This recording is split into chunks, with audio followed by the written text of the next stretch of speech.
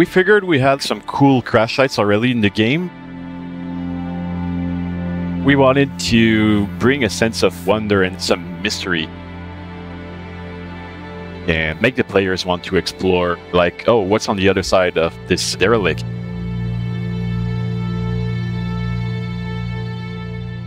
In 3.16, we're adding a whole new series of Caterpillar crash sites with exciting new puzzles and awesome environments to explore.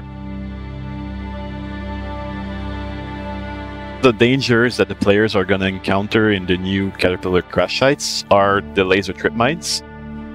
There's a sense of some people have already been there and have rigged the crash sites. Players will have to get really clever to find new ways to approach the caterpillars or find ways to deactivate them. Along with increased danger comes increased rewards. So we really wanted to make use of the new loot system and give a reason to the players to explore these locations. Now that we produced those Caterpillar derelicts for 3.16, that was just the tip of the iceberg.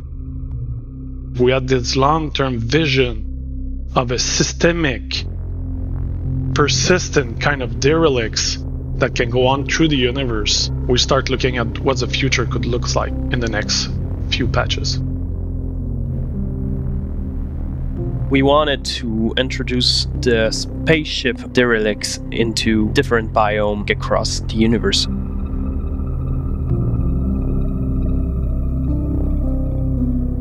We started with the reclaimer and placed it in a Nordic feel.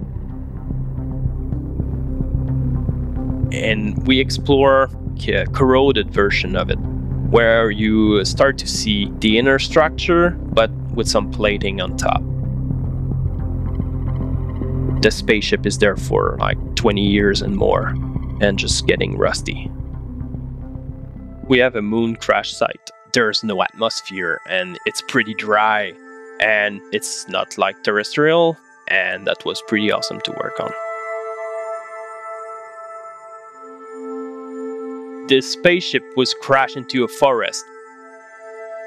We wanted to explore the avenue of having those trees just really close to the spaceship and also having overgrown vegetation on it. We wanted to feel that spaceship is there for many years and the nature is just taking over.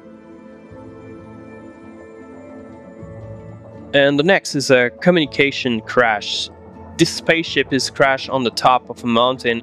Those guys they're just establishing a communication base where they are at the highest point and they can emit a transmission from there.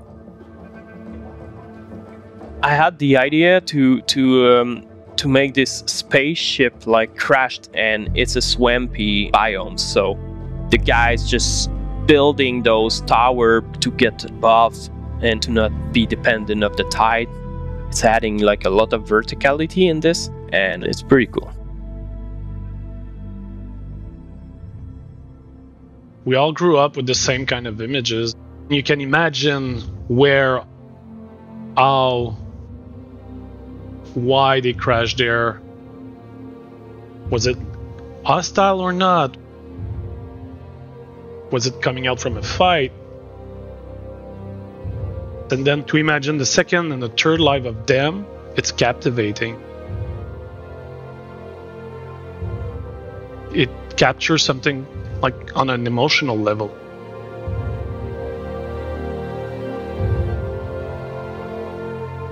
As we are always looking on Reddit and reading all your feedback, we can't wait to see what you guys will think about those as we produce them. Hopefully you'll like it as much as we like producing them.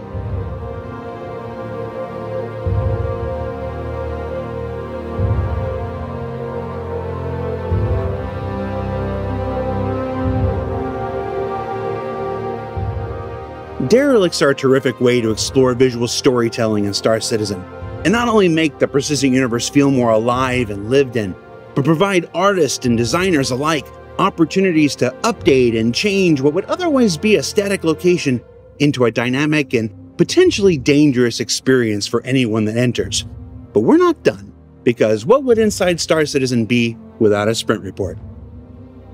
Lopsided, like the overtime rules in professional football. Let's get to it. Let's start things off with some of the continuing work for hospitals and the recent work in progress of Maria Pure of Heart, soon to be found on Hurston in the upcoming Alpha 317. While functionality will be similar to hospitals currently in the burst, you can see here the Hurston family-specific touches that will help you immediately know where you are when you wake up.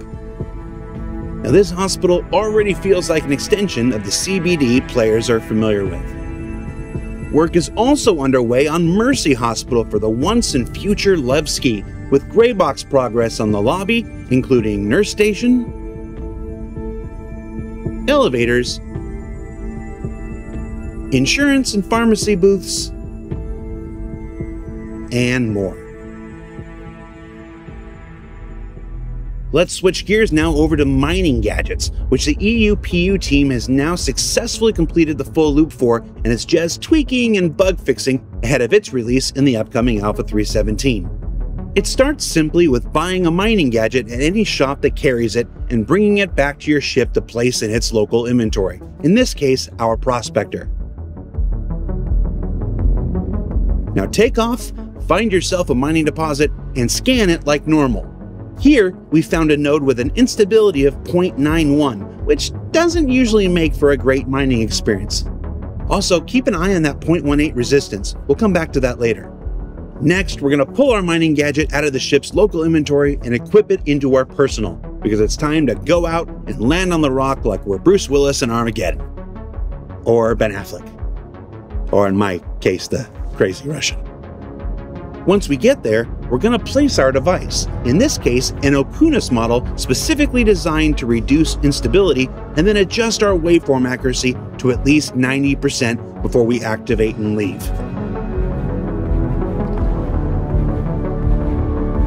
Then, when we return to the ship and recheck our scanning results, we can see our instability has now been cut down to 0.54, while our resistance has bumped up to a 0.28. Yeah, everything's got a price.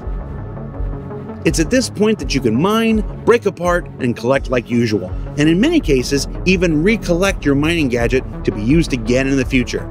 It's a fun new wrinkle that's ready to go for Alpha 317 at the end of this quarter. Meanwhile, the vehicle experience team has been experimenting in the world of maybe kinda can we do this, with testing the viability and operability of cluster missiles that you can see here.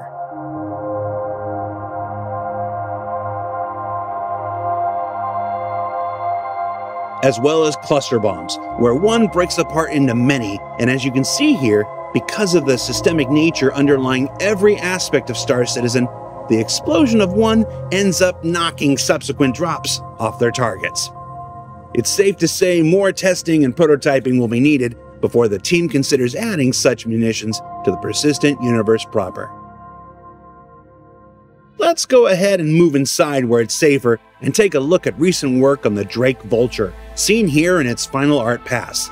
As a single-player salvage vehicle from Drake Interplanetary, the interior is expectedly sparse and utilitarian, with the bridge seen here, the habitation area,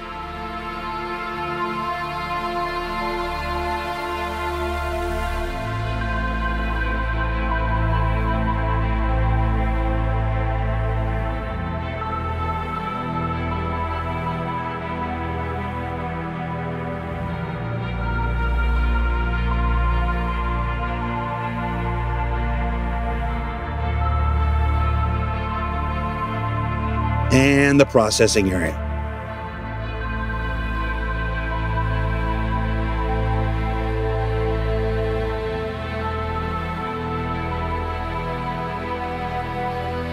Oh, I almost forgot. Sorry, everyone. Here's the bathroom, too.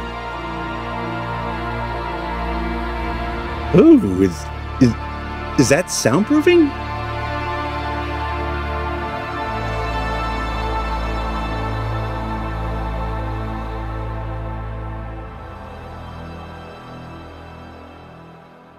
We've also got this look at continuing gray box progress on the RSI Scorpius, where one sprint was for completing the main body and carving out space for all the components, weapons, lockers, and more, because there's a lot to pack into a ship of this size.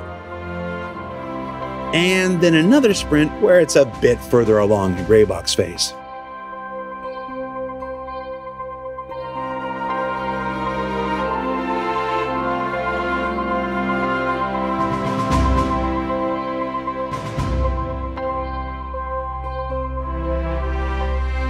And let's not forget the real hotness, its wings fully extended.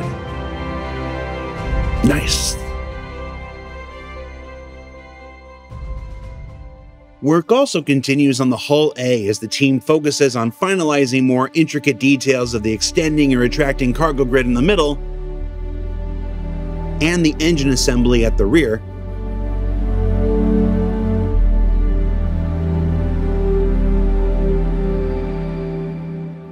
And then the Banu Merchantman continues its early white box explorations for its massive interior, including the engineering section, which should have lots of nice movement to it when it's all said and done. As well as a small brig that's currently located towards the front of the ship that will continue to evolve with more of its trademark Banu curves as white box phase continues.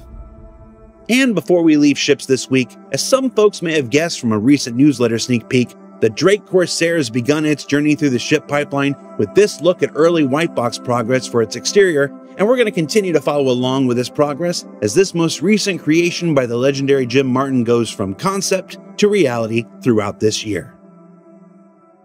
Spacescaping. Now, it's been a while since we checked in on the universe's gas cloud tech, and the environment teams recently completed a sprint exploring some Lagrange point looks for the various planets of the upcoming Pyro system.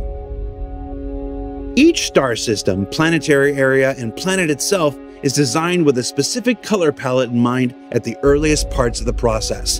And some of the coloring you see here may and will change as the lighting passes begin. Additionally, the wrecks you see here are all currently placeholder, as the call has gone out to create more dynamic and in some cases more recognizable debris for the players to explore. Yeah, we're on the road to Pyro this year, and you can expect to see lots more as 2022 progresses. And before we let you go, the teams are following up on the concepts you saw at CitizenCon for Outlaw space stations, and moving through white box phase, designing the variety of them you will encounter scattered throughout the Pyro system, including some areas that share some assets with the colonialism outposts found planetside, and trailing wires throughout while keeping the possibility of AI traversal in mind. You know, some poor engineer is gonna get caught up in here the wrong way, and that's how you get Vera at the end of Superman. That was a joke for about 16 of you. Here's another one. This kind of looks like Hassan's office a bit. That was just a joke for Ian Leland. Finally, here's some video follow-up of the continuing white box progress of an exterior combined with the spacescaping you saw before.